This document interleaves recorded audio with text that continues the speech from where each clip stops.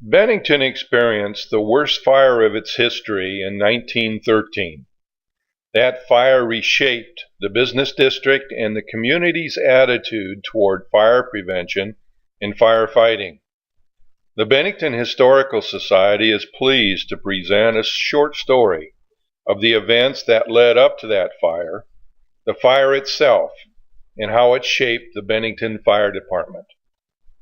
The first evidence of an organized effort to fight and prevent fires in Bennington came in 1903, when the village board authorized the purchase of a pump and hose.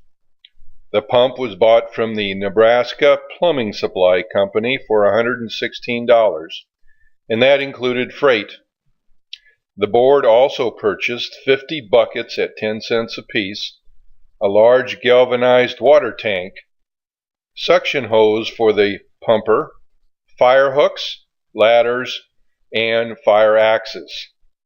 The following year, the city acquired a 40-foot extension ladder that it traded in exchange for the galvanized water tank. The town was prepared, or so it thought. In 1907, the Pioneer Town Site Company offered, and the city purchased the lot on Warehouse Street for a fire barn. The lot was purchased for $100. However, nothing was built. That was probably because there wasn't an organized volunteer fire department yet, just some equipment. Firefighting was probably left up to the city board and those residents that were able at the time to pitch in and help. The need for an organized and trained fire department hadn't become necessary, but that was going to change.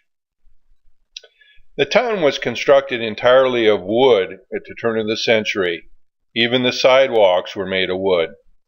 It was too expensive to haul in brick or cement blocks to build. The community also depended upon fire for heat and light.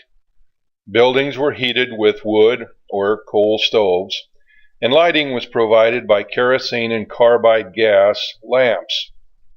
This is a 1901 photo of Specimen's Saloon, which was located on the northeast corner of Molly and Main Street. As you can see, the saloon used both kerosene and carbide gas lights.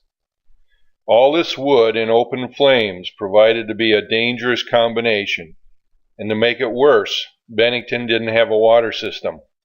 There wasn't a faucet or a fire hydrant in town. If you wanted water, you had to go to the well or cistern and pump it by hand.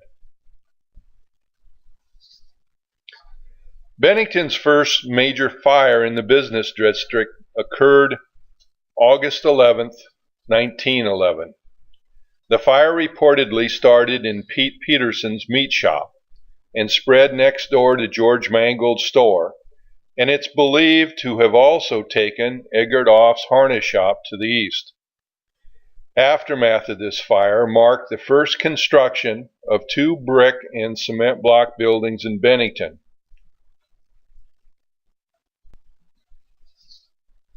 George Mangold relocated across the street to the north and built a concrete block building, and the Bennington State Bank built likewise on the location of the old harness shop. The construction of both these buildings was made economically possible from a new cement block factory that was built in town by Orton Glant around 1910. It was located south of Warehouse Street along the railroad tracks in the Papio Creek. This is the earliest photo we have of Bennington's fire pump, and it was taken in 1911. We can tell that by the absence of the Peterson and Mangold stores, which burned in 1911, and the fact that the Bennington State Bank had not yet been built. It appears volunteers are testing the new pump in the city cistern, which was located in the middle of the intersection of Stark and Main Streets. Someone wrote Bennington's fire department on this photo, which is somewhat misleading to our standards today. Someone was undoubtedly responsible for the equipment, and it was probably manned by whoever was available and willing at the time. While the city had a lot for a fire barn, nothing had been built yet. Fred Peterson was paid $1 a month for the storage of the fire equipment. Orders were given that, quote, ladders and tools be loaned to no one except for town use, unquote. Equipment was stored at M.H. Fredrickson's barn in 1912. We're not quite sure where the barn was. The Fredricksons lived on Allen and Old Bennington Road, and the family also had a store on Stark and Main Street. It's suspected the equipment was stored at one of these locations. Disaster struck Bennington on April 29, 1913. It started in Off's Hotel and spread. One story suggests the fire started from a lantern that was broken in a saloon fight. The story was covered by the Omaha World Herald the following day in an article entitled, "Bennington is Swept by Great Fire." The article went on to say, "Fire in the center of the business district of this village this morning menaced the town. So serious was the situation at midnight that officials called upon Omaha for assistance. Chemical apparatus from that city, manned by a dozen experienced men, was rushed here on a special train that was made up at Irvington. The train arrived at 2:30 a.m. The blaze, fanned by high winds from the south, continued spreading at 1 o'clock despite the heroic measures adopted by the citizens here to check the advance," unquote. This photo was taken from what is now the front of the warehouse looking east. On the south side of Main Street, fire destroyed Off's Hotel, its ice house, Bert Seymour's blacksmith shop, and Fredrickson's store across the street to the east.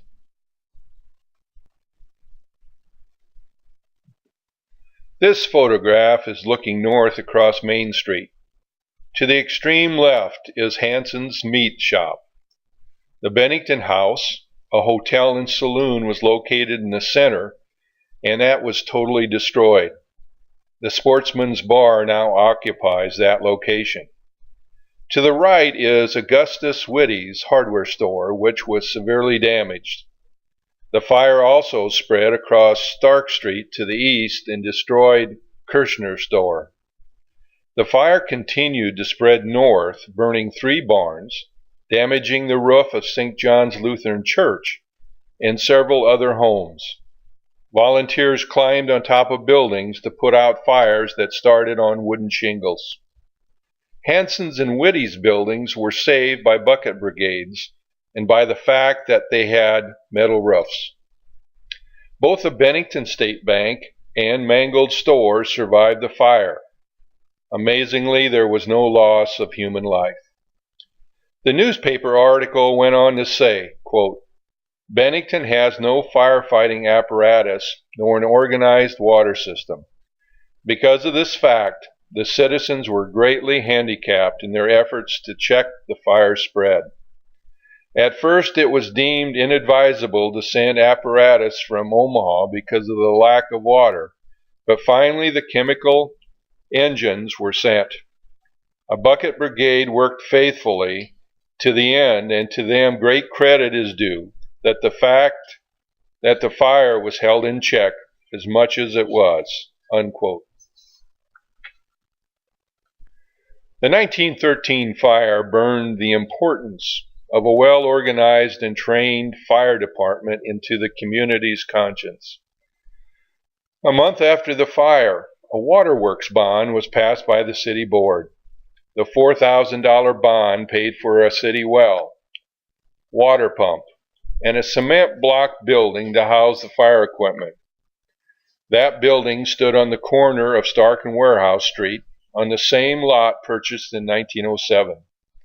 The building had a bell on the roof to signal fire alarms, and it contained one room for the fire cart, one room for the jail cell, and one room for the city well. a volunteer fire company was finally organized and nearly 24 volunteers were represented. The building served the community for nearly 50 years. The department got its first fire truck in 1947 through generous donations from city residents, businesses, and surrounding farmers. The need and cost for better fire protection and rescue service continued to grow and soon exceeded the resources of most small communities. This was a problem not only for Bennington, but for small communities statewide. The state legislature developed a system of fire districts to solve the problem. The Bennington Rural Fire District No. 7 was formed in 1962, and it encompassed 42 square miles. The legislature also gave the district its own taxing authority, and today the fire department serves more than 2,000 households, and that number is growing with urban development. So much so, a larger facility is now needed. Demands continue increasing to a point where not only is a new fire station being built, there is also talk of the need for full-time staff not too far into the future. It's needed since the district responds to more than 500 calls a year. There's very few families in our community who don't owe a debt of gratitude to these volunteers. Bennington's Volunteer Fire Department is one of the best in this nation. So join us in celebrating 50 years of service from the Rural Fire District, more than 110 years of service from the Bennington Fire Department, and the anniversary of the 1913 fire, which started this community's serious dedication to fire prevention. Congratulations! Join us in commemorating a century of dedicated service by thanking the Bennington Volunteer Fire Department. Thank you.